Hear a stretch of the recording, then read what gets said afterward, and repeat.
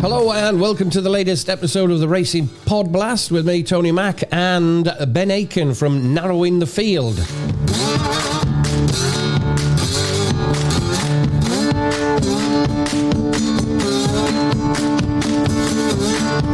Welcome along, everybody. We're track hopping this week, focusing on 3 handicap hurdle races, with 2 of those coming from Sandown, as well as a trip across the Irish Sea to cover the Big Field Stayers Handicap Hurdle from the Dublin Racing Festival at Leopardstown. And then, as always, we're off back to Scotland for our usual Football Trixie Battle, top, middle and bottom. But racing first, and to Sandown, starting with the 125 race, the VirginBet Novices Handicap Hurdle. Ben, welcome along, mate, and can you start us off with that one? Morning, Tony. Yep, I have a short list for the 125 from Sandown of 135 not out, Magical King and Diplomatic Ash. 135 not out. He represents Paul Nicholls. He won the race last year with Twin Power, and he's a solid overall record in Sandown novice handicap hurdles, especially with horses that finished first or second last time out. With those types, he is 8 winners and 7 placed horses from 26 qualifiers. 31% win strike rate, 58% win and place strike rate, and over 42 points profit. 135 not out. He ran a big race at Kempton last time out on Boxing Day. Only just failing to land a Class 2 contest. Form of that race has been boosted by a third horse coming out and winning its next start. So I think there's some good pointers for 135 not out.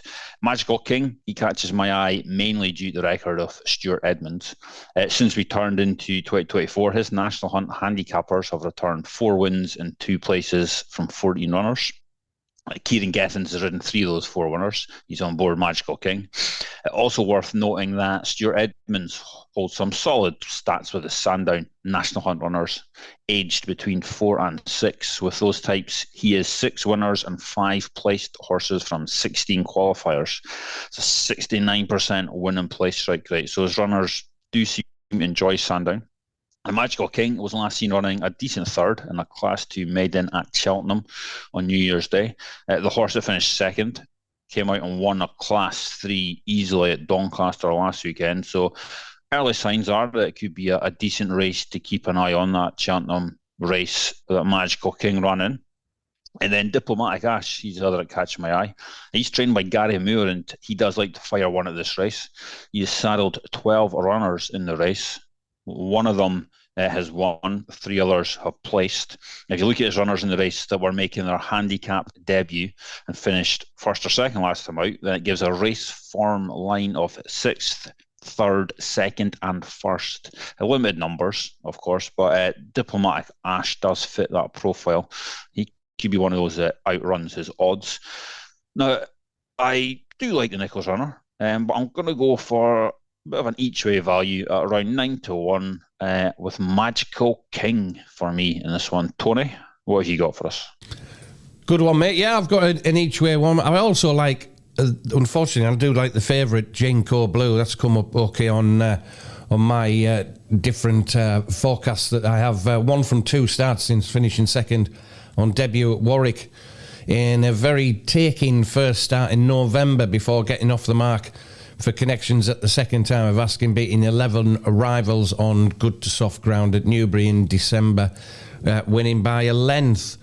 I do like it. I do like Jinko Blue for trainer Nicky Henderson and James Bourne. He's 2-1 as we speak at the moment. He's he's a gelding by Great Pretender out of a San mare as well, so some good backtracking progeny coming out of the Great Pretender as well. So Nicky Henderson, Jinko Blue, I wouldn't put anybody off back in the favourite, but I do like the Jim Boyle trained Classic Anthem here. Solid and consistent form in his last 4 career starts for Jim Boyle, winning at the 4th attempt, gets on well with the jockey Robbie Dunn, when winning at Sandown, a novice handicap hurdle over 2 mile, beating 6 rivals 2 lengths on heavy ground in December.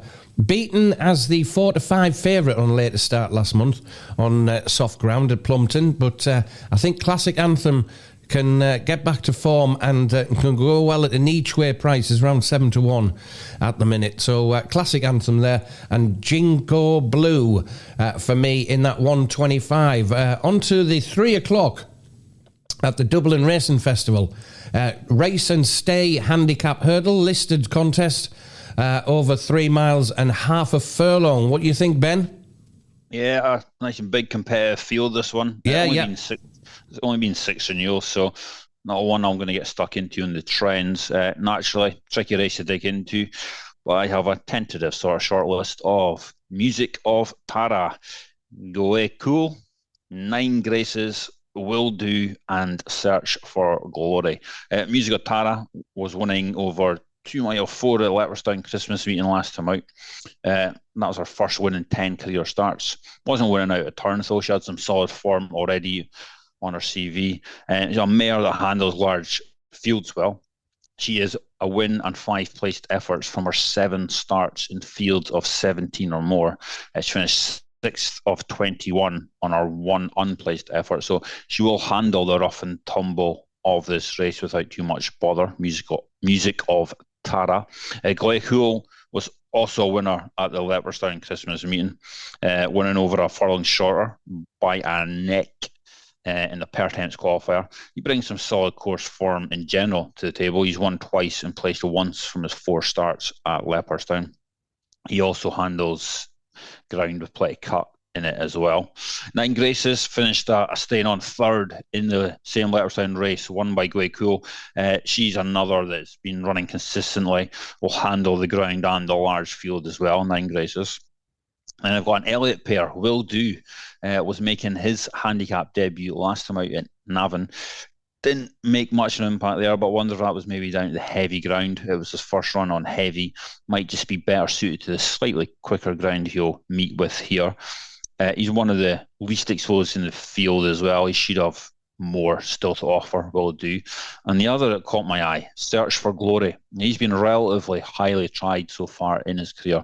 The run in the Albert Bartlett at Cheltenham last season, and also the Sefton Grade 1 at Aintree. And he actually makes his handicap debut in this race, and that's why he made my shortlist. Gordon Elliott has run 18 horses at the Dublin Racing Festival that are making their handicap hurdle debuts. 3 of them have won and 7 of them have placed. If you narrow that group further by horses that finished in the first 4 last time out and had won no more than 2 previous hurdle races, you get 3 winners and 7 placed horses from only 12 qualifiers. One of the unplaced horses finished 6th of 28, so you may well be paid out on that as well in some books. So Elliott he's got a good record with similar types to Search for Glory. And it would be those 2 Elliott horses that I'm most interested in.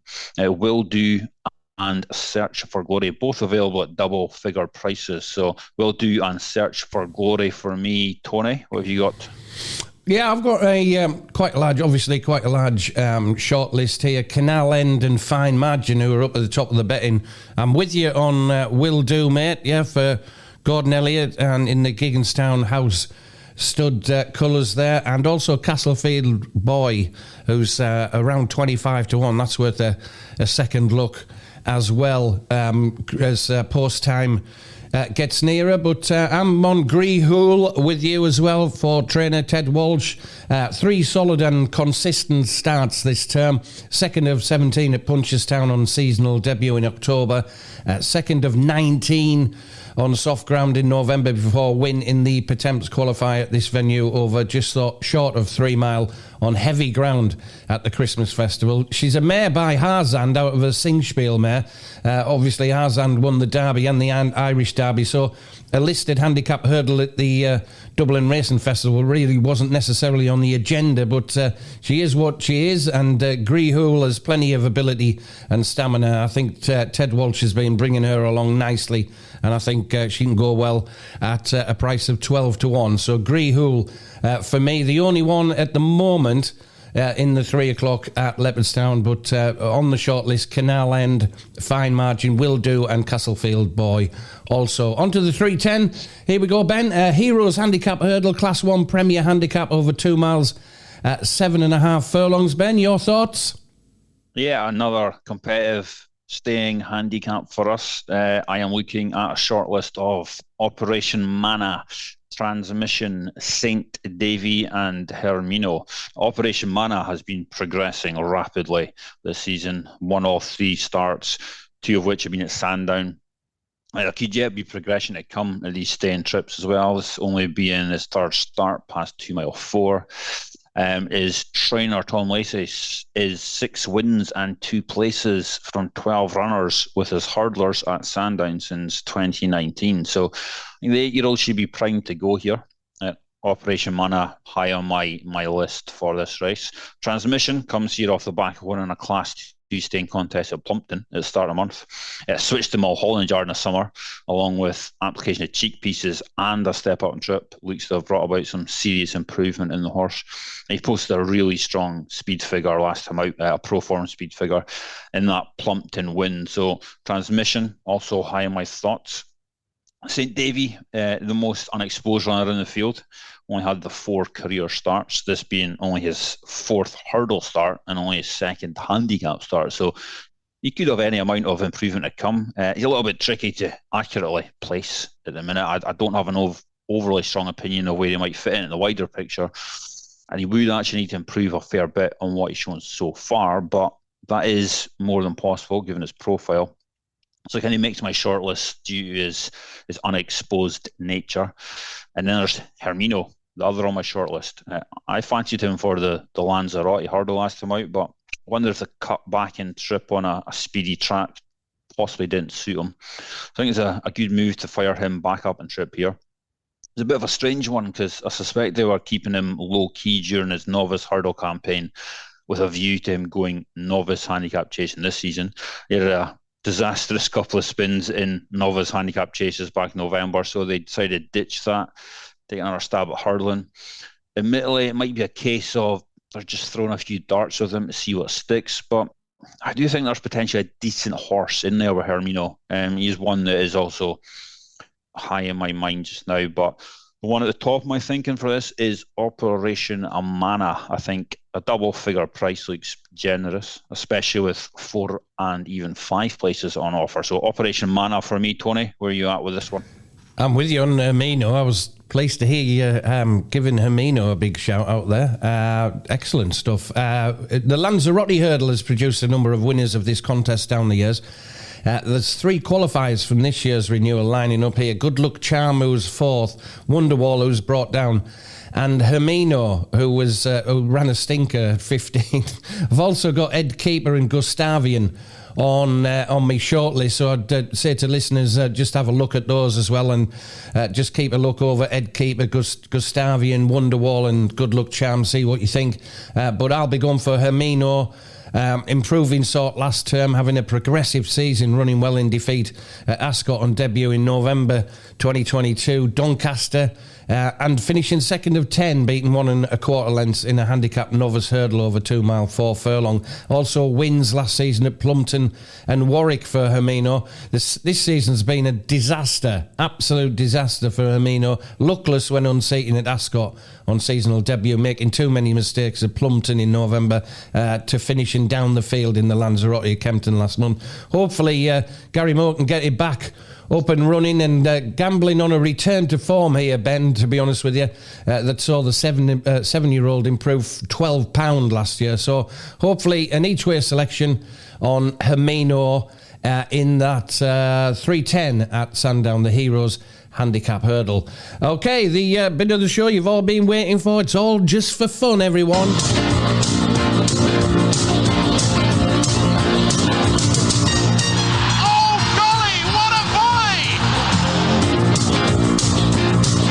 Thing about loving football is you cannot explain why you love it. It just happens.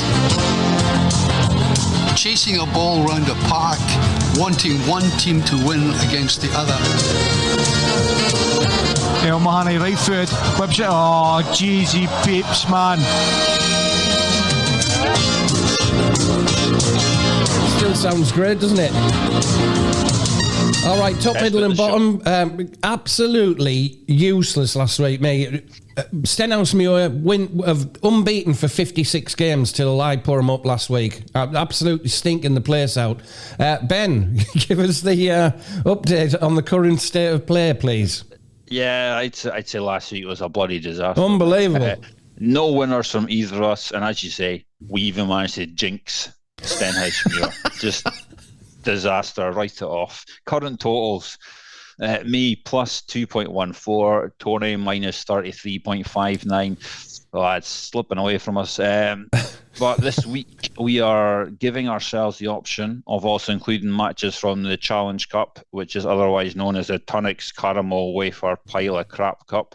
And this week, my top, middle and bottom is top Morton to beat Dunfermline at 17-10. Morton on a bit of a charge in a minute. Unbeaten in 11 and have pulled in the most points of any team in the league in the last 10 games. Dunfermline, the opposite. They've been struggling for wins lately. No wins in the last 6. So I am going to take Morton for the win, and I'm surprised they're not favourites for this match. Middle, Falkirk to beat TNS at 23-20, which is in the semi-finals of the Challenge Cup, this one. TNS come here on an 18-match winning streak and a 33-match unbeaten streak. But this is where it all come crashing down for them. Falkirk have won 10 of their 11 home matches. They've drawn the other one. They scored 27 goals in the process. They conceded only 4. They're also the winning most team in Challenge Cup history. They've won it 4 times in total, and they won't let the Welsh Giants TNS stand in their way here. So it is Falkirk for the win for me. And at the bottom, Stenhousemuir to beat Dumbarton at 19-20. I'm going to take Stenhousemuir, get back on track here against top, middle and bottom favourites, Dumbarton. Stenhousemuir been strong at home all season. They've got the best home record in the league. Dumbarton have been a bit average in recent starts. So Stenhousemuir for me in the bottom, which is a top, middle and bottom of top Morton, middle Falkirk, and bottom Stenhousemuir. Tony. I'm same in 2 from 3 here, Ben. Morton away at Dunfermline at the top, 17-10.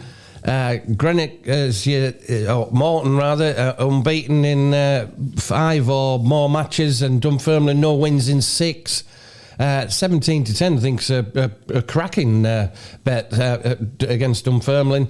My middle is different to yours, mate. Stirling at home to Cove at 21-10. Stirling finding a bit of form of late, winning the last 2, and Cove look in turmoil. No wins in 5, have lost the last 3. So there could be a dressing room disruption and all that. Players and the manager might have lost the dressing room, as they say, but they're in turmoil at the minute, and Stirling at home finding a bit of form. So 21-10, Stirling at home to Cove.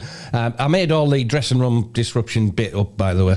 Bottom, Stenhousemuir 19-20 at home to Dumbarton. Go along with all that you say. I just hope that Stenhousemuir aren't our new Dumbarton. So that's Morton the worry, Tony. Away. That's the worry. Morton away at Dunfermline. Stirling at home to Cove, and Stenhousemuir at home to Dumbarton, with young Aitken set to get back on the score sheet this week. Not me. He's not related, I don't think. Is he not? Did you check it out? I don't like. I can't claim him. All right. Keep looking, mate. I'll try. Many thanks for listening to the latest edition of the Racing Podblast. Very best of luck with your betting at Sandown and Leopardstown this week. Don't forget top, middle and bottoms just for fun. Remember, if you're an early riser, you can catch me on Shadow Radio weekdays between 6 and 9. And also, you can catch Ben over on narrowingthefield.co.uk. A big thanks for listening this week. Have a great weekend, everyone. Thanks very much, Ben. Cheers, Don. Cheers now, and we'll see you next week with the next instalment of the Racing Podblast. Have a great weekend, everyone.